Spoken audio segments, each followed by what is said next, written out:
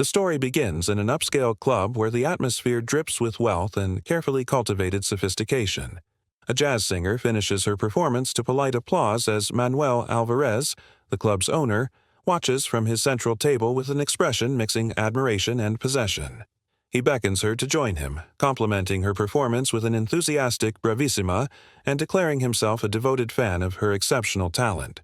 When he asks what she would like to drink, she initially declines, saying she has had enough for the evening. Alvarez insists that a talent of her caliber deserves proper celebration and orders a bottle of very special French red wine that arrived just yesterday.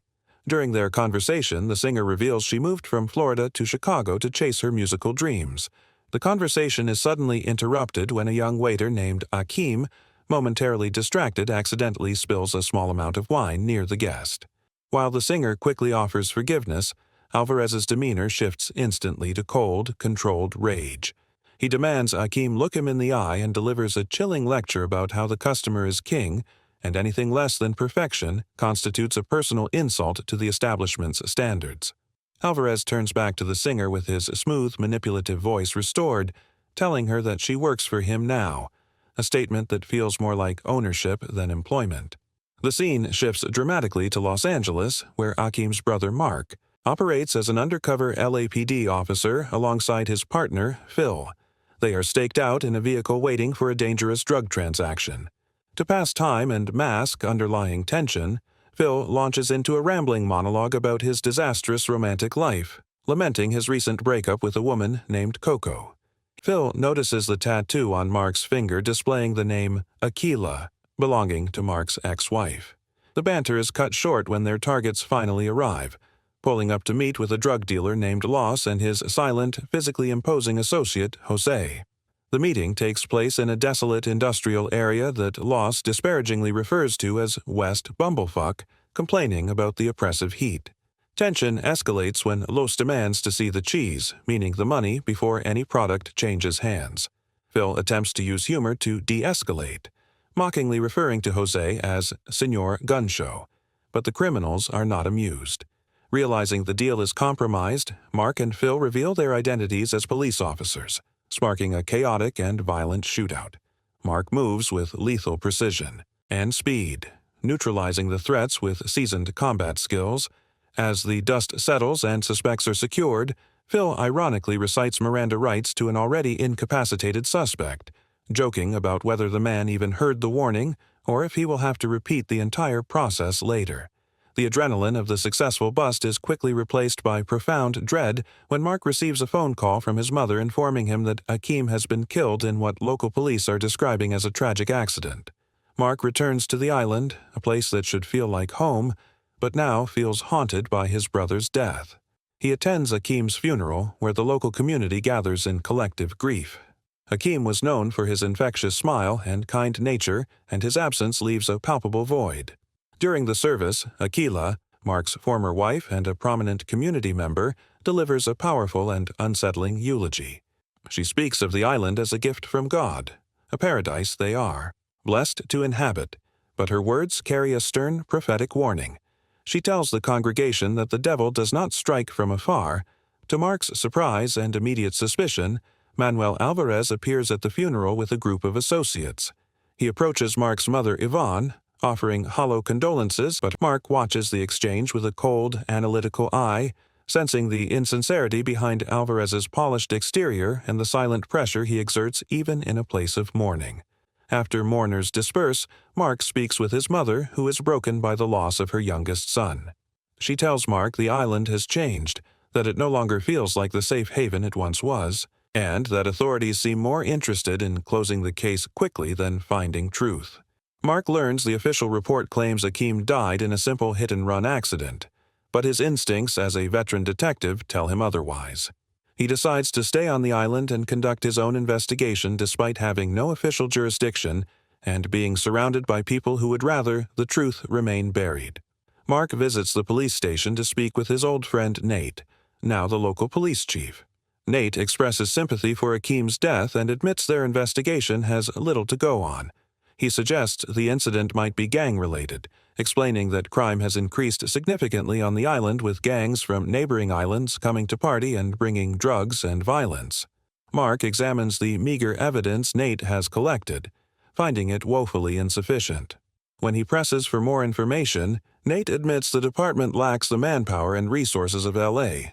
Mark leaves the station frustrated but determined to pursue his own investigation. Mark reconnects with Akilah at her martial arts dojo, where she teaches children.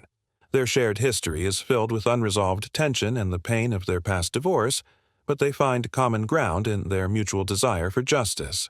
During their conversation, Akilah provides crucial information about the island's power structure.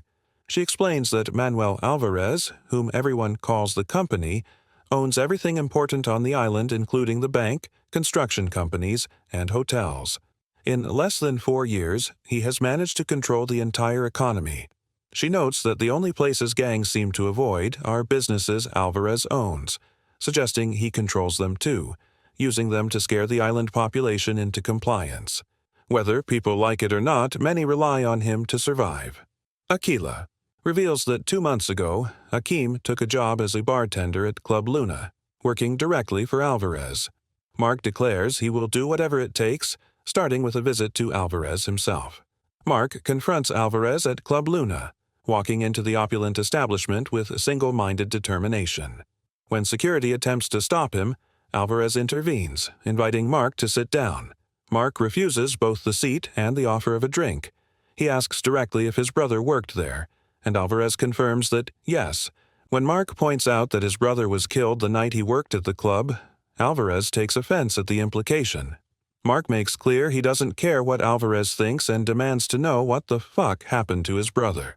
Alvarez, maintaining his composure, provides Mark with the address of a bar where gangs from other islands hang out, claiming his people told him Hakeem used to go there after work.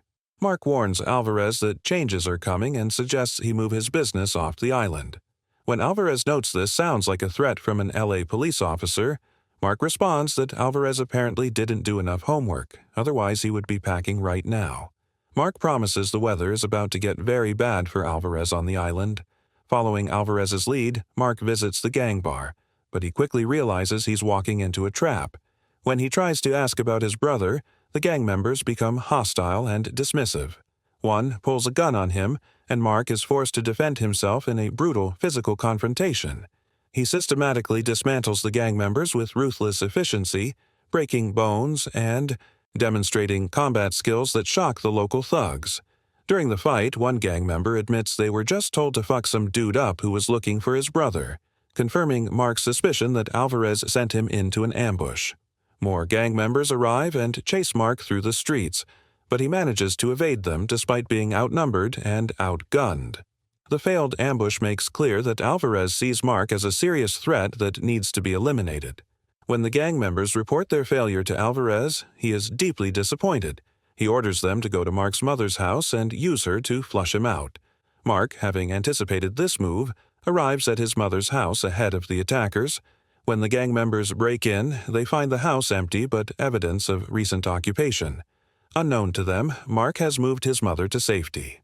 The gang members report back to Alvarez, who grows increasingly frustrated by his inability to control the situation.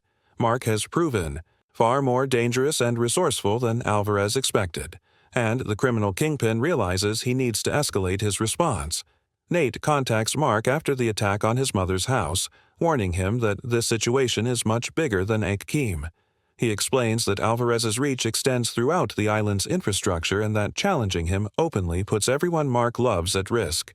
However, Nate also provides crucial information. He tells Mark to speak with Nora, the new singer at Club Luna, who was working the night Hakeem was killed. She is staying at the motel by the church in room 18. Nate makes clear he is choosing to help Mark despite the personal and professional risks, acknowledging that the island needs someone willing to stand up to Alvarez's corruption. Mark finds Nora at the motel where she is terrified and initially refuses to open the door. When he identifies himself as an LAPD officer and Hakeem's brother, she remains fearful but desperate.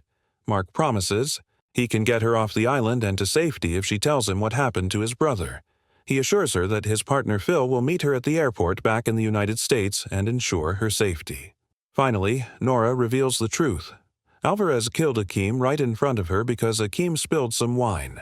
She sees it every time she closes her eyes and apologizes repeatedly for not coming forward sooner, explaining she just came to the island to sing and never expected to witness a murder.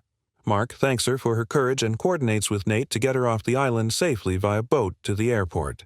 As Mark works to protect Nora and gather evidence, Alvarez realizes the singer has escaped and that Mark now has a witness who can testify against him. Desperate and cornered, Alvarez calls in professional help, sicarios from a Colombian cartel with whom he has been laundering money. These are not local gang members, but trained killers who operate with military precision. They attack the safe house where Mark has hidden his mother and Akilah, leading to a massive firefight. Mark, Akilah, and his mother barely escape the assault, with Nate arriving with police backup just in time to drive off the attackers. Nate confirms Mark's worst fears. They are no longer dealing with amateurs but with cartel assassins who will not stop until their target is eliminated. The violence escalates when Alvarez's men kidnap Akilah, using her as leverage against Mark. Alvarez calls Mark directly, proposing an exchange. Bring Nora back to the island, and he will release Akilah. Mark agrees to meet at the old sugar factory ruins at 7 in the morning, supposedly coming alone and unarmed to make the trade. However, Mark has no intention of bringing Nora back into danger. He coordinates with Phil, who has arrived on the island, and with Nate to set up an elaborate trap for Alvarez. While Mark goes to the meeting location to face Alvarez directly, Phil infiltrates the location, where Akilah is being held and rescues her, taking out her guards in the process. At the sugar factory ruins, Mark arrives early as Alvarez's men search him for weapons. When Alvarez demands to know where Nora is, Mark reveals she will not be returning to the island because she is safe. Alvarez, realizing he has been outmaneuvered, orders his men to kill Akilah anyway. Mark calmly informs him that his men cannot hear the order because they are in the afterlife, having been eliminated by Mark's team. Enraged, Alvarez orders his remaining security to kill Mark, but they too are quickly neutralized by police snipers positioned around the ruins. The criminal empire Alvarez built through intimidation and violence crumbles around him in minutes as Mark's carefully coordinated operation dismantles his security layer by layer. With all his protection gone, Alvarez finds himself alone and vulnerable, facing the brother of the young man he killed over spilled wine. Mark offers Alvarez a choice. He never gave Akeem. If Alvarez wants to live, he has to get through Mark in hand-to-hand combat. The two men engage in a brutal physical fight. However, Mark's training, rage, and sense of justice prove overwhelming. Mark orders Alvarez to look at him, declaring that his face will be the last thing Alvarez sees, and to take that image to hell. Mark delivers the final lethal blow, ending Alvarez's reign of terror over the island permanently. In the aftermath of Alvarez's death, the island begins the difficult process of recovery and healing. Mark stands with Akilah looking out over the water as Phil approaches with beers, joking about interrupting their moment. Mark stands as a guardian, ready to face whatever challenges come next, finally at peace with where he belongs,